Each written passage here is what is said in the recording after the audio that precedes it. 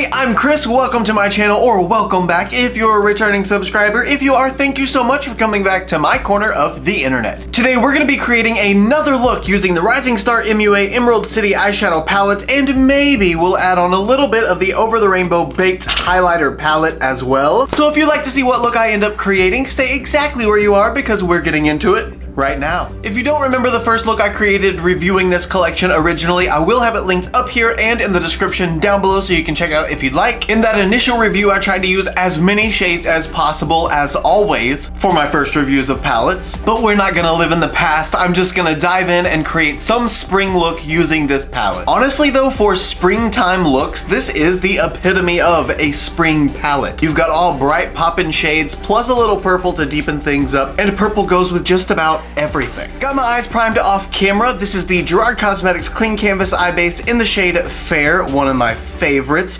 Don't forget, you guys can use code ChristopherJMUA at checkout on GerardCosmetics.com if you'd like to save 30% on your entire purchase. Unless it's mystery boxes, because those are already hella discounted. Now obviously today I am feeling the blues. That didn't come out right. I'm feeling the color blue today. No, that still didn't come out right. I am being drawn toward the color blue today. Hence the blue contacts, the blue shirt. So I think I'm gonna start off with Bluebird. Now as per usual, I have no real plan. Oh wow. Oh, I don't think I used this shade last time, and holy crap, it's vivid. Anyway, as I was saying, I don't have a real plan as per usual. So I think I'm just gonna start this on the outer half of the crease maybe, and potentially figure out if I'm gonna add something else to the inner corner, or maybe I'll pull this all the way through. I don't really know yet. Wow, I really thought that was gonna take a lot longer. Oh, that shade is beautiful. I really like that. Oh, I don't know what to do today. I don't know what to do. Okay, I changed my mind. I'm actually gonna take this all the way in. I thought I was just gonna keep it on the outer corner and use that pink on the inner corner, but I really think that the pink and the blue are gonna make too dark of a purple, and the blend between them is just gonna make it kind of dark way up high, and I don't want it to be dark way up high. Then with a semi-cleaned off fluffy brush, I'm gonna go in and buff these edges out. I'm also gonna try not to blend the blue too high. I'm not really buffing the edges so that I can get the blue to the brow bone like I do sometimes with the shades that I put in the crease. I'm literally only doing that just so I can soften the blend between the next shade I put on and the blue, just so there's not that stark, harsh line all the way around. Now I'm going to attempt to blend out this blue using the shade Kansas. It's sort of a pinky flesh tone, so hopefully it's not gonna turn the blue too purple. And using the 50-50 method, I'm just gonna pack this all the way around the blue. And now that Kansas is placed all over the edge of the blue, I'm just gonna start blending those edges to make them a little more seamless.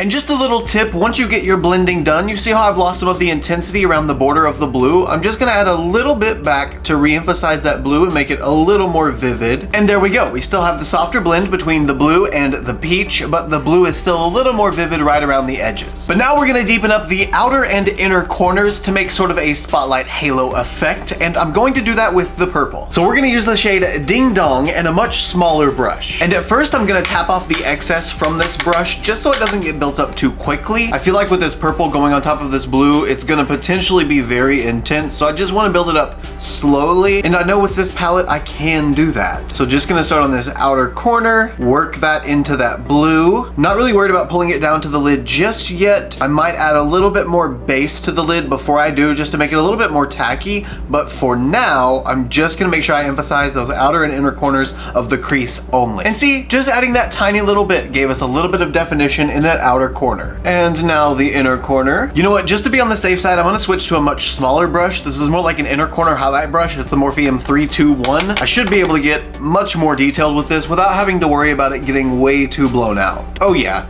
And I forgot about this brush having a point on it, so that makes it even easier. I think I finally got the purple applied and blended everywhere I want it to be. Now I'm gonna take the ColourPop E24 brush. It's a really sharp oval brush, and some more of my clean canvas eye base, and I'm just gonna make a clean cut in the center where this empty spot is. The part that I really wanna focus on is essentially connecting the purple with the eye base. So like from this side to this side. just like that. That is perfect. It'll still show a little bit if I relax my forehead and look forward, so my hooded lids aren't gonna completely destroy it. Then just applying the base all the way down, but making sure that it gets thinner as it goes down. So I flip the brush to the side a little bit to just make it follow that point. Then as I go up, I can flatten the brush again to make it a little bit wider. Wow, it is so hard to speak as I'm doing this. Now to highlight this center portion, I'm gonna use the shade Yellow Brick Road because this yellow is gonna look so good by this purple, I think. This is gonna be such a spring vibe. I am so ready for it. Oh girl. Oh girl, look at her. Ooh. And at this point, I'm not really worried about how clean or not it looks, because I can always go back in with some purple and just clean up those edges, or some blue to clean up the upper edges. Isn't there some football team that uses these colors? Not the peach and the blue, but like the purple and the yellow. Isn't that like a thing for some team? I don't know. I'm just pretty sure I've heard purple and maybe gold are somebody's colors. Maybe it is purple and yellow, I don't know. Okay, so now all I need to do is just finesse the blend between the yellow and the purple. So I'm just gonna use the same brush I was using, the little tiny brush, and smudge those edges together, and also take this little tiny brush I've been using to blend some of the blue into the purple and just reapply some of that blue around the border of the yellow and the purple, just to make sure this is a seamless line. This is so cute. I am so obsessed with that yellow bling right on top of everything. But now I need to pop off camera and clean everything up, go ahead and do all my face makeup, and we'll come back and finish off with one of the highlighters and one of the glosses, so give me just a second. We are now back with the finished look. I so completely went ahead and did the highlighter and the gloss off camera. I'm so sorry, I just finished everything. I was filming multiple videos at once and I just completely forgot. But for the highlighter, I used the shade Over the Rainbow.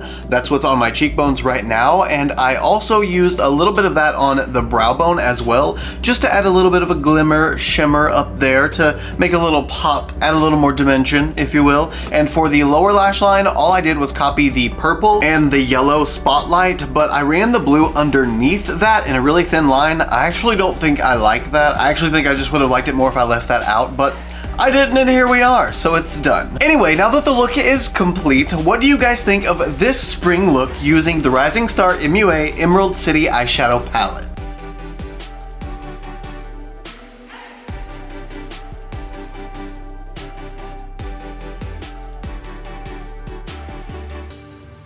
I think it's super fun. This isn't something that I would see myself doing normally. Like, I don't typically cut out a circle shape and then go in with a spotlight. I do a little more blending and softness than that, but I kind of like this hard-edged look for today. I don't know if it's gonna be something I start doing regularly or anything. Probably not, if I'm gonna be honest. I just really like a soft, sultry, pulled out, snatched looking blend. But this is really neat. It's different, it's creative, it's fun, it's colorful, and it's perfect for spring. And that is exactly what I wanted to accomplish today using this Emerald City eyeshadow palette. That being said, let me know what you think in the comments. Let's hang out and talk about it. You guys know that I love talking to you in the comments, so let's do. If you enjoyed this video and you wanted to give me a thumbs up, that would be really cool. Also, if you like this look and you want to see more looks like them, you can follow me on Instagram, Twitter, Snapchat, and TikTok. My username is the same for everything. It's just ChristopherJMUA. I love you guys so much, and I will see you in the next one. Bye!